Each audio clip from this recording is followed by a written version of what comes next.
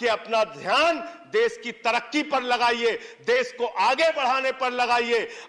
बेटी बेटी होती है, हिंदू की हो, मुसलमान की हो, सिख की हो, ईसाई की हो, उसकी इज्जत के साथ खिलवाड़ मत कीजिए, गुंडागर्दी मत कीजिए। आप तय करने वाले कोई नहीं होते कौन क्या पहनेगा, कौन क्या खाएगा, कौन क्या कैसे रहेगा, कौन। Jafar Islam, I am sorry. आपने मुझे इस बजट पे अपनी बात कहने का मौका दिया। सर, मैं इस बजट पे और इनके डिजिटल इंडिया पे राजीव जी की एक कविता है, वो एक बड़े अच्छे कवि हैं, उन्होंने लिखा है, वो सदन के सामने सुनाना चाहूंगा।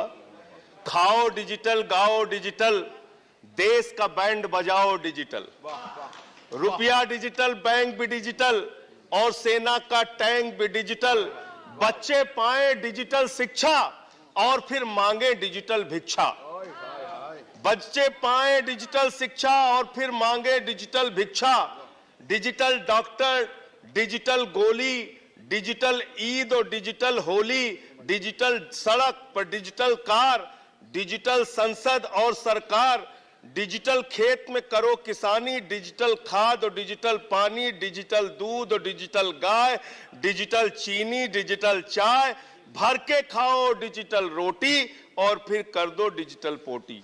ये इस बजट के बारे में एक कवि की प्रतिक्रिया है मान्यवर। और जो इस सरकार के दावे हैं, अब उस पर थोड़ी बात कर लेते हैं मान्यवर। इन्होंने कहा है कि 60 लाख नौकरियां देंगे।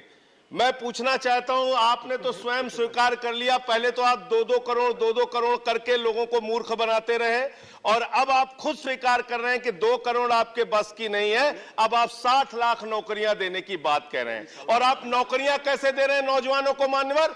35,000 रेलवे भर्ती के लिए 1 करोड़ नौजवानों ने उसमें फॉर्म भरा, और उसके बाद जब उसका परिणाम आता है उसमें घोटाला और गड़बड़ी की जाती है। जब वो नौजवान सड़क पर नौकरी मांगने के लिए निकलते हैं, उनको लाठियों से पिटवाया जाता है प्रयागराज में, उनको पटना में लाठियों से पिटवाया जाता है, घर में घुस के लाठियों से पीट पीट के आप नौकरी दे रहे हैं, आंसू गैस के गोले छोड़ छोड़ के आप नौकरी दे रहे हैं। आप कर्मचारियों की बात इस बजट में कर लीजिए मान्यवर। जब कर्मचारियों की चर्चा होती है, पूरे देश के कर्मचारियों की एक ही मांग है, पुरानी पेंशन की बहाली की जाए, पुरानी पेंशन की बहाली की जाए। 40 दिन कोई सांसद और विधायक रह लेता है, पूरे जीवन भर उसको पेंशन मिलती है। 40 साल कोई कर्मचारी नौकरी करता है, उसकी पेंशन आपने खत्म कर दी। पेंशन तो छोड़िए, टैक्स के राहत की उम्मीद थी कर्मचारियों को, आपने इस बजट में वो भी नहीं दिया।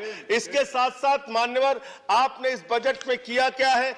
22 तक सबको घर देने की आपकी योजना थी। वो 22 तक घर देने की योजना भी पूरी तरीके से जमीन पर उतर के नहीं आई, वो भी फेल साबित हुई। जब आपसे पूछा जाता है सरकार की उपलब्धि क्या है, सरकार की आमदनी क्या है, आप सीना ठोक के कहते हैं अरे हमने तो आमदनी बढ़ा दी, देश का एयरपोर्ट बेच दिया। फिर आपसे पूछा जाता है कुछ आमदनी बढ़ी क्या सरकार की, कहते हैं हाँ बिल्कुल बढ़ा दी, steel authority of India limited बेच दिया, कोल इंडिया बेच दिया, बीपीसीएल बेच दिया, एलआईसी बेच दिया, बैंक बेच दिया, पोर्ट बेच दिया, सब कुछ बेचने का काम किया। ये आपका मेक इन इंडिया है, ये आपका डिजिटल इंडिया है। मानवर, मैं खत्म कर रहा हूं मानवर। मैं मनरेगा की आप बड़ी पीठ थपथपाते हैं अपनी, मनरेगा की चर्चा बहुत होती है। मनरेगा का बजट आपने खत्म कर दिया, खाद की सब्सिडी आपने कम कर दी। इसका मतलब जो गरीबों को अन्न देने की योजना है, वो भी योजना एकमात्र आपकी दिखावा है, और मार्च के बाद गरीबों को अनाज हिंदुस्तान में मिलना बंद हो जाएगा। अंत में आपके माध्यम से एक ही सरकार से अनुरोध करना चाहूंगा कि अपना ध्यान देश की तरक्की पर लगाइए, देश को आगे बढ़ाने पर लगाइए।